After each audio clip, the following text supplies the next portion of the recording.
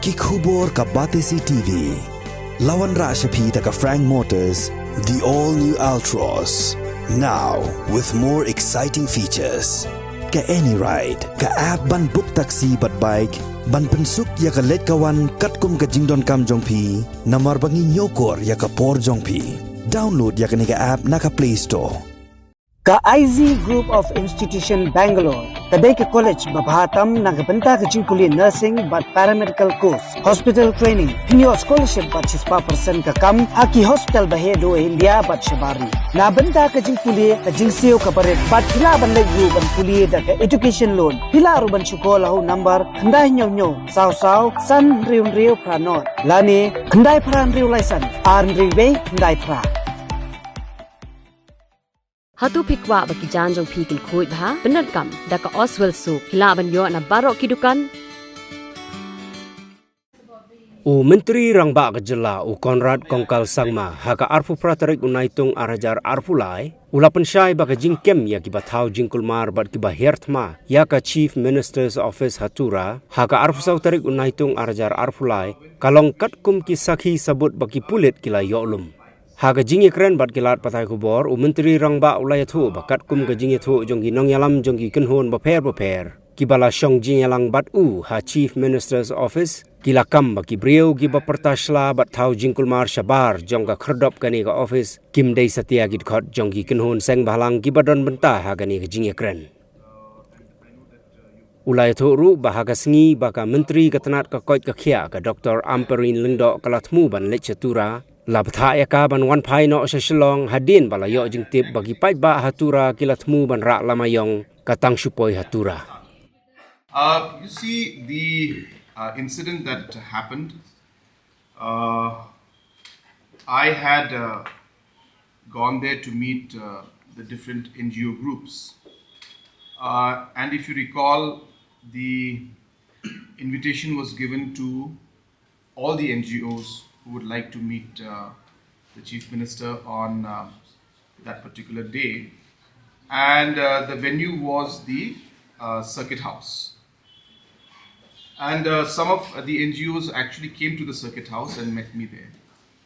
But there were certain NGOs who were fasting there in another location, and they had insisted that the Chief Minister should come to the spot where they were fasting.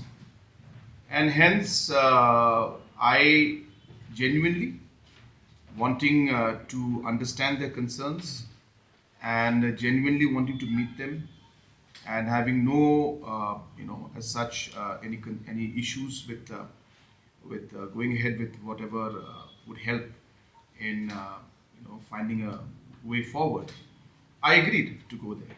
And I went with a very, very open mind. I went with a very positive mind, and I went ahead with a very concern for the issue. So that is what my thought process was. And the initial inputs that came in from my security agencies and the police was that it cannot be in the venue itself. It is not going to be safe, but we can have it in the official CM office. Secretariat is there where I have a room, which happens to be just next to the place where they were having the fasting. And hence the communication was made to the NGOs who were fasting that that location can be suitable. And accordingly they agreed, which as I said was right where they were, but it would be at least a place where we would have a room to sit in. And so basically when we had that sitting, we discussed many issues, and they were told that you can bring in whoever from your organizations and your groups and your team, whoever you want to bring in, you can bring them in. And they selected their own people, and those selected people then came into the meeting. And in the meeting we discussed many concerns that they had, and they went beyond the concerns that were mentioned earlier by them regarding the backlog and their concerns regarding the winter capital. And apart from that, also many other subjects came out, and discussion was going in a very positive manner. And when that happened, then we could then slowly, after about close to an hour and a half, we could hear a bit of sloganing that started. And then we continued to discuss, and in the meantime, I had asked the SP and the administration just to check. And I also mentioned to the NGOs that this kindly ensure that your people are peaceful and controlled. And then after a few minutes, when the snoggling went on a bit more louder, I then told the groups that, look, I think you have to go and tell them outside. Maybe they're waiting for some kind of a communication or message from you. So kindly go outside, and you can then tell them to be silent and be peaceful, and that you will come and brief them. And when the people who went out from the meeting, when they came back to the room, they then told me that, or not just me, they told the entire room that was there, that included the other members from the other groups who were with them, and also the SP and the DC and other officials who were sitting there, that they don't recognize most of the people who are outside, and that these members who are standing outside are not part of their organization. And in fact, some of them, their eyes are like red blood, they look intoxicated. And then they said that we don't know who these people are, most of them.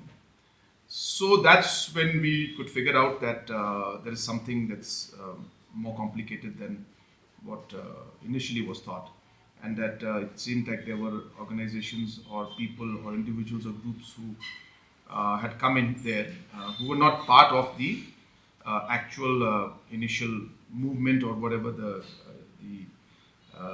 fasting that was taking place. And in fact, the reports that we had received was initially that about 10 to 15 to maximum 20 people in a day used to be there. Once in a while, some group used to come, and then, but on an average, there was not a very large number that used to sit there during the fasting time.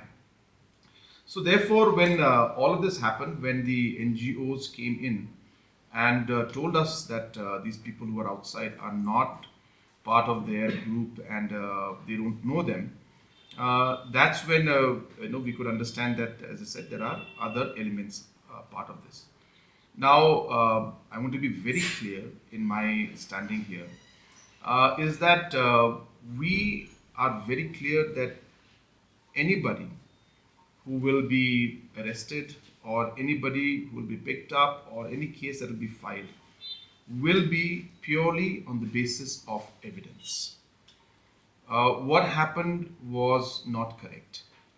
And when we had gone with a very, very positive intention, and we had gone with the concerns of the people, and I had no reason to agree to their request of going to the location.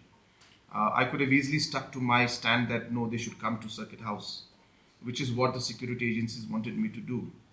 But I said no, I am concerned, and I am genuinely wanting to resolve this, and I have no ego problem or anything where it looks bad for me to go. I'll go if it helps the cause. I have no problem in going, and I went, as I said, with a very, very positive and a very clean thought that I'll be able to talk to them and will be able to find a way forward. As I said, so now when all of this happened, this attack that took place, from all the statements that we could make out while we were in the room, that there were external agencies or organizations or groups or individuals who were not connected with this came in. And hence, there were indications, and it just so happened that a lot of these people who were then shouting outside, especially and instigating, happened to be from certain political parties who were past candidates of certain political parties, and hence from that angle, that link was there. But I want to make it very clear, we are not going by political parties, or we're not even trying to say that this is this political party, that political party. all we are saying is that everything will be based on evidence.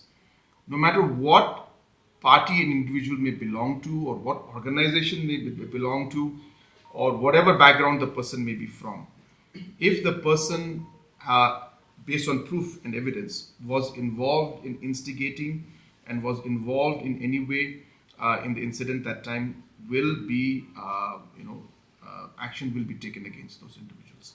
So it is not political or party, but it is purely on the basis of evidence. So basically, when these situations are there were few bikes that were going around that time. And that is when we communicated to the respected minister, and the respected minister came back. So she did not proceed to Tura because we said that, look, whatever the situation may be, and I know that you're going there for a different purpose. She was going there for the review of the medical department and the health department, and all the MLAs and everybody was supposed to be there. So it was a completely different purpose of the visit. But when we got information that there was certain concerns, and there were certain people who were on bike, and there's a black flag and all that stuff. So we did take this step, as you correctly said. We did take the step, and we told her, look, let's not instigate at this point in time. You come back. So she came back, and then accordingly, as I said, the situation was controlled. And then, of course, as I said, the next step was for the chief minister to go there, because that's what they have. These organizations had mentioned that we would like to meet and talk and speak to chief minister. And as I said, and that's when the rest of the things follow. To be very frank, as I said, we had gone there with a very positive intention. Number one, the initial gatherings in the last 2 weeks when they were doing the fasting, the gathering was limited to, on an average, 10 to 15 people, and hence it was more on looking at this situation that that Section 144 was not felt at that point in time by the administration. But of course, the administration will be in a better position to comment on it. But as I said, in the initial part, the people who were involved, and the numbers were very small. And though we had some intel about, as I said, that there could be some pressure in that area if we go. Two things, as I said. Number one, I was going with a very, very clear mind that I would like to resolve it and find a way forward. And so were the NGOs, because when they came in, they discussed with me for long, and they even went out and they said even they were surprised to see the kind of people, because they said that we don't even know who these people are. These are exact words I'm telling you, which they said. They said we don't know, and then they came out with a statement also later on in a video also, as well as on Facebook, where they apologized, saying that the talks and discussions were going on very well with the chief minister, and we were happy and we were finding a way forward, and then suddenly this thing happened. So it was to a large extent unexpected that somebody would go to that extent of doing this kind of an attack, and that too on chief minister and the ministers who were inside. So it was not expected that it would go. We expected some kind of aggression, but we thought that we'll be able to talk to them. And as I said, for me, the main purpose was to find a way forward, and I was going with good intentions. But as I said, yes, it didn't turn out the way we expected it. But the police after that were able to control the situation once this entire thing broke out, and within 2 hours, that too, please remember, without using any excessive force, which I was very, very, very particular about from the beginning. I told the SP and others that we will not use excessive force, we're not going to use weapons, we'll control the crowd, use the minimum force required, which is whatever tear gas, or at the most lathi can be used, but no weapons that will be in any way lethal cannot be used. I was very particular, and with that limited option, the police was able to control things, and in a matter of 2-3 hours, we were more or less in a controlled situation. And beyond that, then after that, the NGOs were still inside. I just want to also share with you that all the NGO leaders who were there, they could not leave. They were concerned, they were worried. They themselves said, "Sir, we cannot leave." And they asked for security. And at the end, we provided them escort to go. And I waited there, and even the injured who were there, the police, which again is a very, very unfortunate thing, and I condemn this. It's not about my being there as Chief Minister, but what happened to the armed forces, what happened to the police, who were really there to do their duty and protect, had to go through all of that, and that is really something that I was very, very unhappy about. And I was there when they were being stone pelted and when they got hurt. And what upset me even more was that when the ambulance was going to drop them to the hospital, even that ambulance was attacked.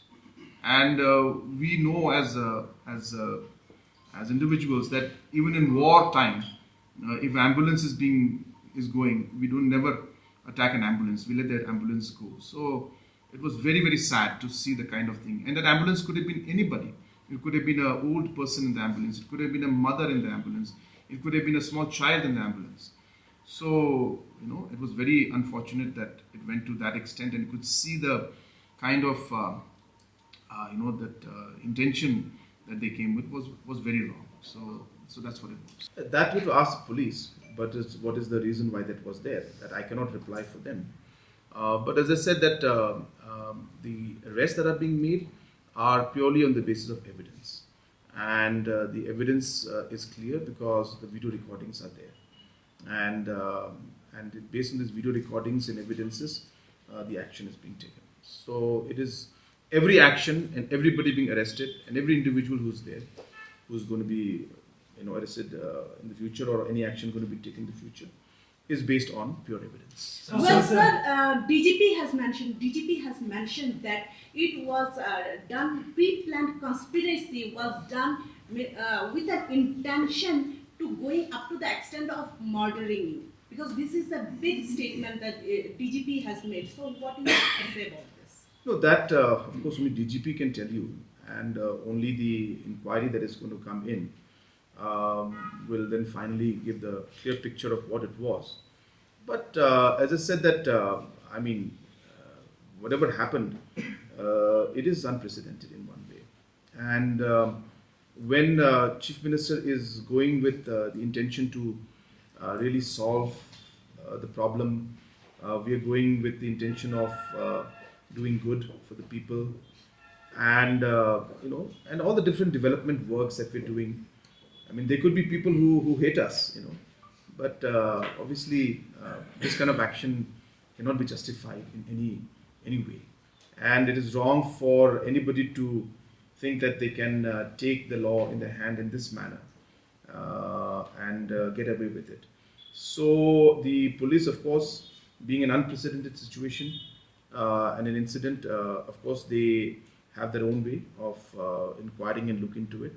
So the best thing to do is to allow the police to do their part in terms of taking necessary steps and action to catch the people who are involved in this, and finding out also the reasons and the purpose of what really was the intention. Because as I said, the NGOs mentioned that they had no clue on who these people were, and this was said right in the room while the stones were being pelted at us.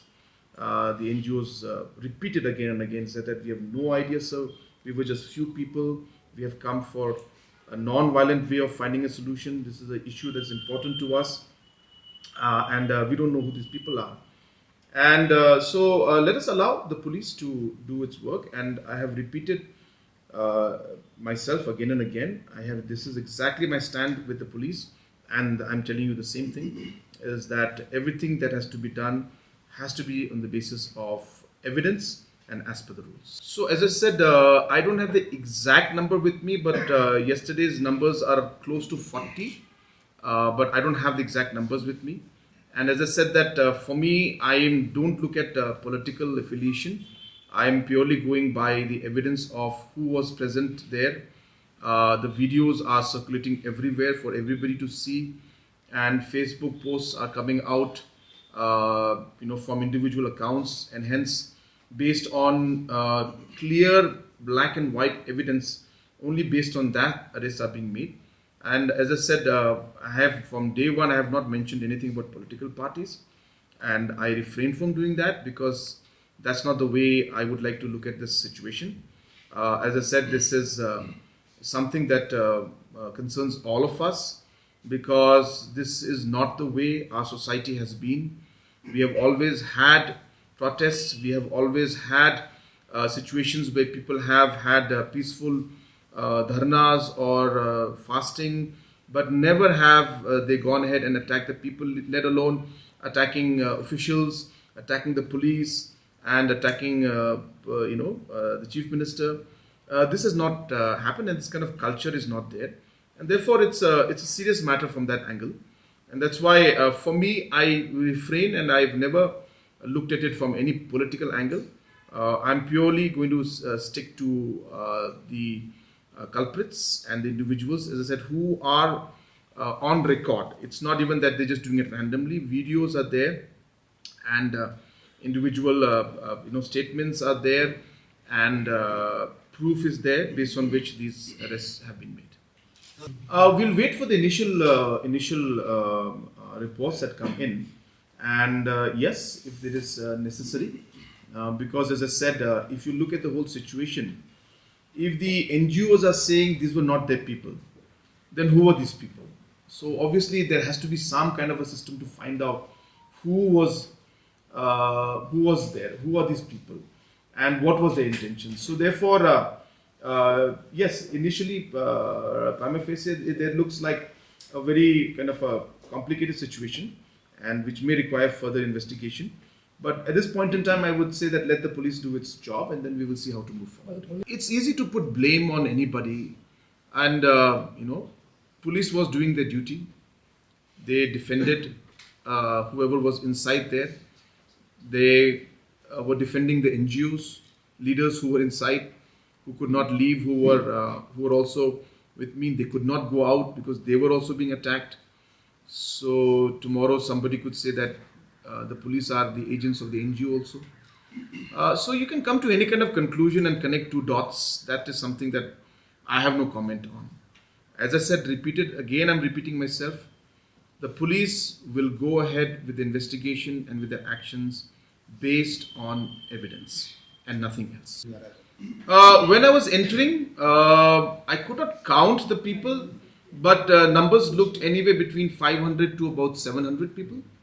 That's what I would assess. I could be wrong. It's just on my basic assessment. But after I entered, I was told the numbers swelled up and went to close to 1,500 people, to maybe even 2,000 people. But this is purely on the basis of just what people told me. But as I said, and my assessment also, and I said I could be wrong, I would say that I saw about 500 to 700 people standing. And they were standing there on the roadside. They did not do anything. And I went in quite smoothly. But of course, they were on both sides of the road, so it was quite a large number. And there were some people behind, and also. Yeah, and that was the scene when I entered. Well, I don't have the details with me, but number one is the damage in terms of human beings, in the sense that a lot of people were hurt. And a lot of people who were just doing their duty, they were hurt. And some of them were quite seriously hurt. One of them, in fact, one of the first few who was hurt, I was sitting with him only, and he had a big cut on his forehead and bleeding profusely. And but then we were able to control it. We then, because luckily the doctor who normally accompanies the chief minister, there's the protocol is there. That doctor was present there, and because of his presence, actually many of the people, the police who were injured, they managed to get first aid, and they were able to. So number one, there was a huge loss in terms of the injury that was there to the people.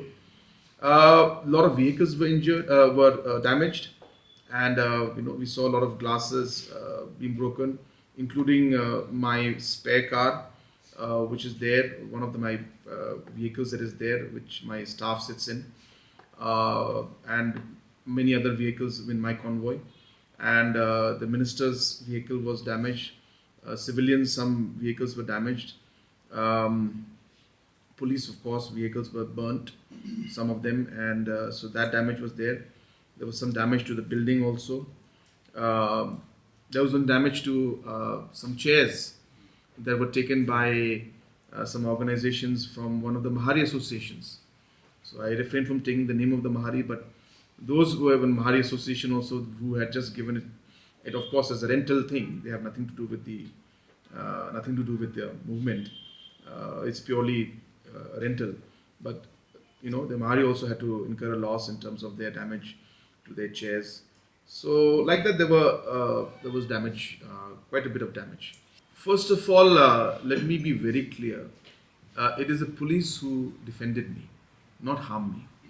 They were right in the front, protecting me and protecting the other people sitting inside, including the leaders of the NGOs.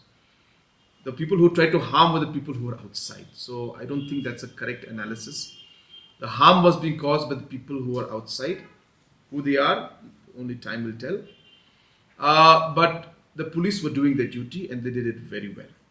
And they swiftly acted. They put themselves in the front.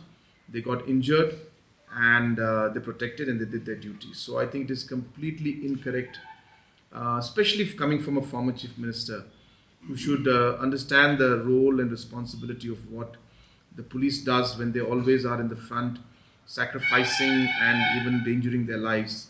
I think condemning them is not the right thing to do, and it's not fair at all. Regarding the fact that they are acting on behalf of the government, I have again repeating myself, everything is based on evidence. Every single person who's being picked up or arrested is on video, repeatedly instigating the people with very, very strong language. People who have instigated on Facebook and other social medias, and people who have, through evidence and investigation, been found to be connected in the overall incident that happened. So therefore, it's very simple for somebody to just simply say they're acting on political masters or something like that. I don't think that's appropriate to say that. As I said, you can look into the whole thing and you will find that every action that's been taken has been based on evidence. And it so happens that certain individuals were linked to certain political parties, but that's how it is. But that is not the reason why it happened. It just so happened that they were linked to somebody. But as I said, the arrests were made not because they belonged to a certain party, but arrest was made because the evidence was available. You see, it's like this. Intelligence failure is a very easy word to use. And we can always, hindsight, look at any situation and say intelligence failure. Intelligence gathering is a very complicated subject. And I keep repeating this in the past also, that police receive a lot of intelligence, but they have to take certain decisions based on the past record, on the intelligence source that is coming in from, the overall situation that is prevailing. And so it's not always that they get it correct. Now, as I said, it's so easy to make a statement and say intelligence failure and blame everything on intelligence failure. I know it's the most simplest thing to do, but I don't think it's entirely fair to conclude and say intelligence failure took place. Yes, there were lapses because it's a very complicated situation. Intelligence did come in, and I'm repeating again that I was told not to go there, but I had, but this is after I had given a commitment that I will go there. And hence, if I had backtracked on my statement and not gone there, then it would be again construed in a different manner. And hence, it was important that I stuck to my commitment to meet the people where they had wanted me to meet and go there, in spite of the police and the security agencies repeatedly requesting me not to go. So therefore, that's how it is. And but yet, when you look at the whole situation, we can study from all of this and make sure that whatever steps and lapses that were there, which could have improved in the future, those things can be done. But as I said, these situations are very complicated to read. As I said, even the NGOs did not know what is happening. And now, when we looked at the available evidence on the spot, after the incident happened, when they actually went in and studied the entire location, that's when evidence started coming out that there was already stones piled up. There was already kerosene and petrol collected out there, because I think there were some bottles and some containers that were still left there. There was already evidence of sticks being collected. So all these aspects then led to the conclusion that it was pre-planned. So it is only after the situation happened and when the police went to see that spot where the incident took place, all these leftovers that were there led to the conclusion that it was pre-planned. But as I said, it is not for me to give any conclusion on any of the situations. There is a process, there is a procedure, there is a system of doing things. We should allow the police agencies to do their job, and let us see what the investigations come out with. And it should be done in an independent manner so that whatever happens purely on the basis of evidence. I talked with the DGP because he had come to Tura the very next day. He had arrived and I had met him, and they have mentioned it to me, but I have not gone into details of that. But that's, as I said, that's a process and a procedure that follows in its own independent manner, and there is a agency and a security level that where the government and the department they sit and they assess the security of different individuals, and that will follow again an independent process. So that's nothing for me to comment on. That's the independent agency or the committee that is going to decide. It is too early for me to say anything on that. We will wait for the initial reports that will come from the police department, and only then will we be able to decide on how to move forward. See, when we had the discussion and when this discussion took place, this incident had not happened. So after this entire thing has now taken a turn like this, I will have to wait for some kind of security clearance so that there's no security situation to proceed. So it will not be possible for me to comment on it, because this has completely taken a completely off turn where, as I said, even the NGOs themselves did not expect, and they were very, very concerned that evening. They themselves felt that whatever was happening was wrong, and this shouldn't have happened, and this is not what they intended. So while this was going on, I was sitting with them, and they shared this with me. And therefore, let the situation now, first from a security point of view, let us understand the situation, what's happening, and only then we'll be able to take a call. So now, post the violence, even the organizations who were involved have already written in their Facebook, commented in their Facebook, and others. And so therefore, because this incident has happened, it will be important for us to assess the security situation and then only take a call.